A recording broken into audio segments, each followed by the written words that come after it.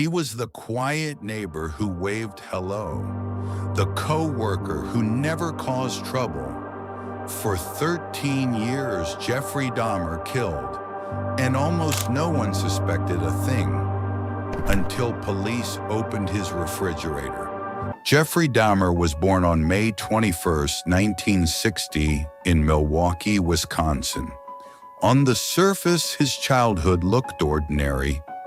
A working father, a mother who struggled with her health, a younger brother born a few years later. But underneath, things were already shifting.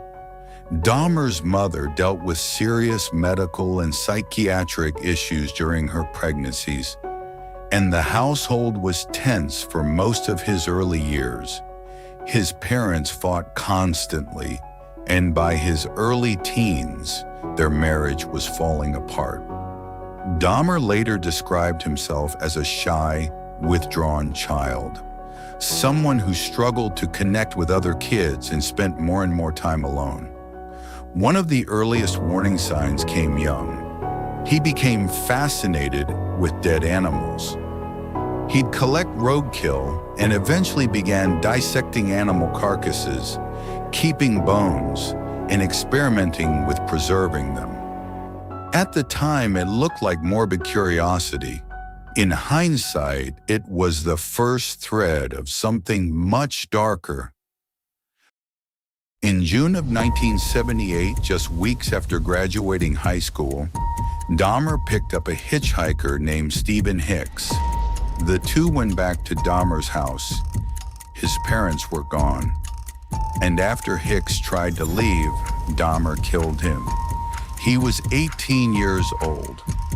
There was no investigation that connected to him, no arrest. He buried the remains and for the next several years lived as if nothing had happened. This is one of the most chilling parts of the case. Dahmer's first murder went completely undetected for over a decade.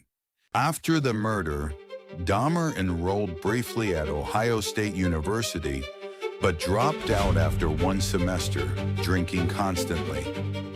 His father, hoping structure would help, enlisted him in the U.S. Army in 1979. Dahmer served as a medic in West Germany, but his drinking problem followed him. He was discharged in 1981 for alcohol abuse, years before his enlistment was set to end. He moved to Milwaukee and bounced between his grandmother's house and his own apartment. On the outside, he held down jobs, including a long stretch at a chocolate factory. On the inside, he was unraveling. During this period, Dahmer was arrested multiple times for indecent exposure, for disorderly conduct, and in 1989 for sexually assaulting a 13-year-old boy. A case that ended in a conviction, but only probation and work release, not prison. It's one of the case's most criticized moments, a clear opportunity for intervention that didn't happen. Dahmer didn't kill again until 1987, 9 years after his first murder. But once it started again, it didn't stop. Between 1987 and 1991, Dahmer killed at least 16 more men and boys, most of them lured to his grandmother's home and later his own Milwaukee apartment. Many of his victims were young men from Milwaukee's gay community, several from marginalized or vulnerable backgrounds. A pattern that later raised serious questions about whether police and social systems failed to take early warning signs seriously, particularly in the case of a victim who briefly escaped and was returned to Dahmer by responding officers. His methods grew more disturbing over time, not just killing, but keeping trophies, photographs, and eventually preserved remains. This is the part of the case that shocked the public most when it came out, and it's worth saying plainly without sensationalizing it. Investigators found human remains throughout his apartment, including in his refrigerator, when they finally entered in July 1991. Dahmer's killing spree ended on July 22, 1991, when a man named Tracy Edwards escaped from his apartment and flagged down police, leading them back inside. What officers found stopped the investigation cold. Photographs of victims, human remains, and clear evidence of a crime scene spanning years. Dahmer confessed almost immediately and in graphic detail, walking investigators through each killing.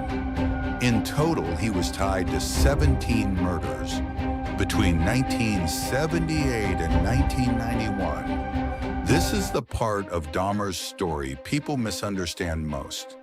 At trial in early 1992, Dahmer pled not guilty by reason of insanity. His defense argued that years of escalating, ritualistic, and compulsive behavior pointed to a mind that couldn't control its actions. Several psychiatric experts evaluated him, and diagnoses discussed during the trial included a paraphilia involving sexual attraction to corpses, alongside personality disorders and long-standing alcohol dependence. But Wisconsin law required the jury to decide something narrower. Not whether Dahmer was disturbed, almost everyone agreed he was, but whether he understood his actions were wrong at the time he committed them. The jury concluded that he did. He was found guilty and legally sane. It's an important distinction for understanding this case. Having documented psychiatric issues is not the same as being legally insane. Dahmer was diagnosed with serious disorders, but the court determined he still made deliberate, understood choices. In February 1992, he was sentenced to 15 consecutive life terms, effectively over 900 years in prison. Wisconsin does not have the death penalty. Dahmer was sent to Columbia Correctional Institution in Wisconsin. For a while, he reportedly tried to keep a low profile, even expressing remorse in interviews and cooperating with investigators on unresolved questions. It didn't last. On November 28, 1994, Dahmer was beaten to death by a fellow inmate, Christopher Scarver, while on a work detail. He was 34 years old. What makes the Dahmer case so unsettling isn't just the scale of what he did, it's how many chances there were to stop it. A childhood that signaled trouble early, arrests that ended in probation, a victim who escaped and was sent back. Jeffrey Dahmer wasn't a criminal mastermind who fooled the world for years. He was a deeply disturbed man who slipped through cracks that, in hindsight, were wide open the whole time.